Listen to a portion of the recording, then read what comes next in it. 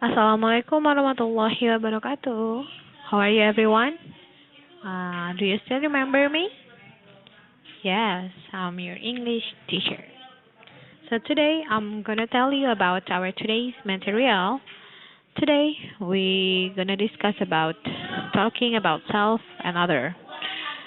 Hari ini kita akan membahas tentang talking about self and other, atau dengan kata lain introducing self. Kalau 2 pekan lalu kita telah memperkenalkan diri kita, nah hari ini kita akan bahas nih bagaimana cara memperkenalkan diri yang baik dalam bahasa Inggris.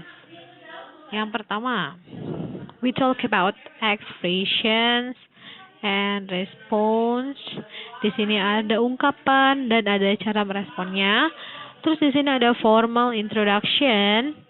Jadi, untuk menggunakan bahasa perkenalan ada 2 cara, yang satu formal, yang satu informal.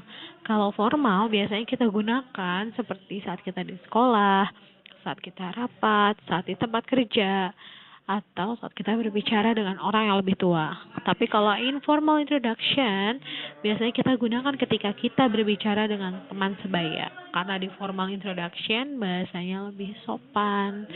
Nah, kita bahas expressions. The first expression, good morning. Good morning is a greeting. Good morning itu adalah salam. Sebelum kita memperkenalkan diri, biasanya kita mengucapkan salam terlebih dahulu. Nah, biasa di sini sebenarnya ada beberapa kata untuk mengucapkan salam dalam bahasa Inggris. Itu juga terbagi menjadi 2, formal dan informal. Kalian bisa search di Google kalian ya. Good morning, my name is Benny. Selamat pagi, nama saya Benny. Atau please allow me to introduce myself. Tolong izinkan saya untuk memperkenalkan diri saya. Dan kalian bisa baca contoh-contoh lainnya. May I introduce myself? My name is Kasih. Would you mind if I introduce myself? My name is Kasih. Dan lain sebagainya. Nah, untuk merespons expression ini, kita punya response of formal introduction. Yang pertama adalah good morning, jadi kita ucapkan salam juga. Kemudian ucapkan how do you do? How do you do? Apa tuh how do you do? Coba. Ya, how do you do adalah sebenarnya dia memiliki arti yang sama dengan how are you. Tapi kalau how are you kita gunakan ketika kita berbicara dengan orang yang sudah pernah kita temui sebelumnya. Kalau how do you do itu tidak ya. Kita mengucapkan untuk orang yang belum pernah kita temui sebelumnya. Atau bisa how do you do? Nice to meet you. Atau bisa oh hello, nice to meet you. Itu bisa ya. And the next, this is an example of simple introduction. Yang pertama, ini formal ya, ini masih dalam bentuk formal. Let me introduce myself. My name is Yunita. I'm 16 years old. I was born on October. Sorry ya, di sini saya salah tulis.